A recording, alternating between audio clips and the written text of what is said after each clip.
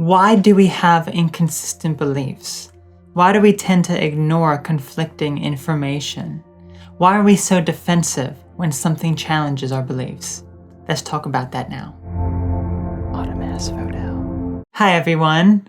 We are going to be discussing cognitive dissonance and confirmation bias, two concepts we all naturally resonate with. Cognitive dissonance essentially is the state of having inconsistent thoughts and beliefs that conflict with our personal thoughts and beliefs. This means that we have our own beliefs and ideas, and when they are challenged with conflicting information that disproves our ideas, we have to rationalize the new information, which often is done via denial and rejecting the new information, thinking of it as false, even if it is the truth. Our mind is presented with a paradox where new information that we thought was false turns out to be true. It's like we are telling ourselves lies and believing them. Likewise, confirmation bias is when presented with new information that conflicts with our beliefs, that we see it as a reason why our belief is correct and why the new information is of negative nature that needs to be dismissed and thrown out. What this all means is that we have a one-track mind that tends to only believe what we want to believe. And when presented with other views and opinions, or simply information that conflicts with our ideas, we would do everything we can to disprove, discredit, and deny the new information coming in that we know, based on our personal beliefs, is false. It is irrelevant if the new information is the truth or false because we would deny it either way and not want to hear it out. We hold beliefs so strong that any information that shows otherwise will only make us ignore it or validate our beliefs for not believing the conflicting opinion. This is why we tend to associate with people that validate our beliefs and ideas, and why our enemies are those that disagree with our beliefs and ideas, and why there is so much conflict and denial in the world. We can't just look at the facts and dismiss them. We have to look at the whole picture from an unbiased point of view. If we only look at the world from our perspective, a scope, if you will, then we will never see what other ideas are around us since we are focused on one perspective only, which is our own. Or even worse, we could be brainwashed from the ideas we have gathered from television, the internet, the news, and so on, leading us to simply being uneducated about the reality of matters and instead believe whatever is in alignment with our ideas and beliefs. In other words, we are too gullible when it comes to things that agree with our core beliefs and principles, and too resistant and in denial about things that oppose our core beliefs and principles. Let's use religion as an example. There are so many religions, some of which conflict with one another, and yet people that are part of these religions cannot listen to any information outside their beliefs, even if it's been proven fact. Which one is fact and which one is false is determined by the person's perspective, since each person who follows a specific religion will disagree with other religions' beliefs if they do not align with their own religious beliefs. Another example is with diet, exercise, health. How many of us hear things like certain foods, drugs, the list goes on, are bad for our health, yet we continue doing them? We ignore it and think it's not a big deal.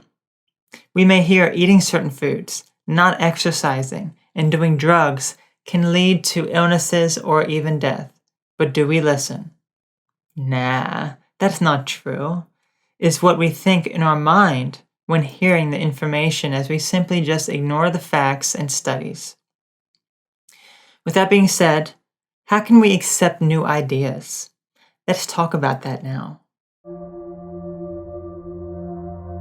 We are biased, so listening to other ideas is a challenge. In order to do so, we have to come out of denial, understand fact from opinion, and learn. I'm sure we've all heard the saying about burying our head in the sand and being oblivious to everything around us. Being in denial and telling ourselves lies is something we all do since we want to believe that we are right. We don't want to believe that something we've been doing for years or beliefs we've had for years could turn out to be false, a lie, or something entirely different from what we initially thought. We live by our rules, in constant denial of the world around us, believing things we only want to believe and not what is true. In order to come out of denial, we need to take a step back. Take a step back from our biased frame of mind. Listen and approach with an unbiased point of view. It is hard for us to admit when we were wrong, but we must step back from our beliefs if we ever wish to learn. How can we ever learn and grow if we are headed down a negative path unless we acquire new information from an alternative perspective that has different beliefs than ours? Or at the very least, listen to new ideas so we can form an educated opinion about the topic. We can't just dismiss something if we have no evidence to back up our claims. In order to be unbiased, we need to separate our emotional self, our ego, from the rational self that can soak in new information, interpret it, and proceed in a way that is best for us. The problem with this is that when we are in a particular thought pattern for so long, it's hard to break it and change it. Likewise, take a step back from defending yourself. Let yourself be vulnerable during a moment of learning. With conflicting opinions and even facts that are opposite our beliefs, we get defensive when something challenges our ideas and thoughts on life. Why do we do this? Primarily because we perceive it as an attack on us personally. The ideas and thoughts we have are important to us and make up the fundamentals of our personality. So when something comes along that disagrees with this information we have rationalized in our mind for so long, it can be hard to accept anything but what we already used to and already know. If we let this guard down, we can learn so much more. A lot of time in a debate, we are not really listening to the opposing party, but rather waiting for our chance to speak about why our views are right and our opponent is wrong. We may also become defensive due to taking offense of the opposing party's ideas and views. When we become offended, we go on the defensive and try to fire back, often illogically. I have a video dedicated to the topic of taking offense that will have an annotation and a link in the description if you would like more information in this area. We always think we are right, but we are not. We need to understand that people have different views than we do. We cannot force or get people to see the world from our eyes. We all have a different view of the world. What will seem right to some will be wrong to others. This is why right and wrong simply cannot properly be discussed without putting our own views into it, since there is no such thing. It's subjective. Thinking we are always right shows how immature we actually are. We are showing that we are incapable of learning new things because we force our opinions and views on others. Rather, while you don't have to accept new ideas and views as your own, you can respect others' views. You may not agree with them, but you also don't have to resonate with them or try to prove to the opposing party that you are right.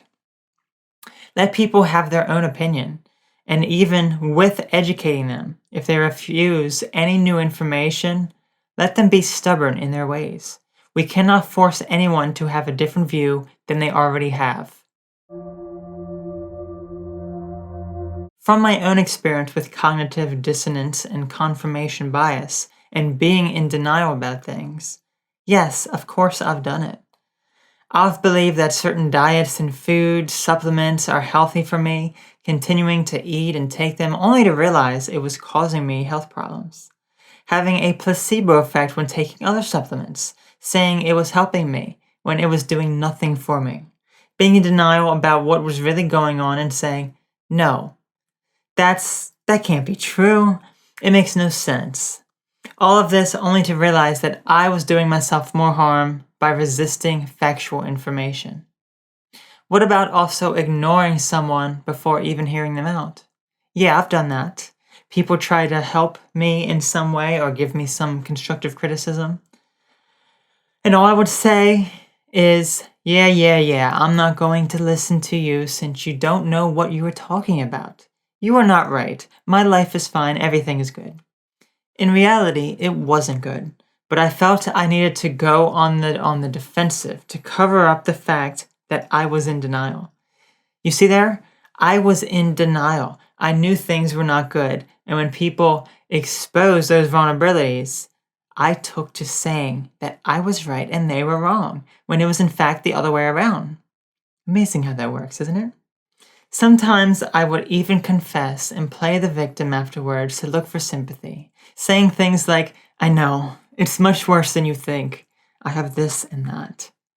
And then proceeding to go into detail about things I was struggling with to make myself look worse than the person who I was speaking with. How I managed to properly deal with these things was to first understand that these things are people's opinions. I could take them or leave them, but I shouldn't deny them if they are true, nor should I try to make myself look worse than what I am. I needed to understand that in order for me to address my problems, I needed to face them, and then I could change them. I confronted the problem, I listened to the people, and I gave them credit instead of taking all the credit for myself. Any opposing views I don't agree with, I hear them out in their entirety, listening to where this person is coming from with their beliefs, truly listening, and then understanding that we all have different views, and as much as I am entitled to my beliefs, so is the person with other beliefs. So in conclusion, cognitive dissonance and confirmation bias are simply a means of not being able to accept or even listen to opposing views. We would do anything we can to disprove, discredit, and deny the new information. But we need to learn to accept new ideas and listen to people with conflicting beliefs so we can understand where they are coming from. The more we deny, the less we will be able to learn. I hope this information was informative and helpful to you. Have a wonderful day.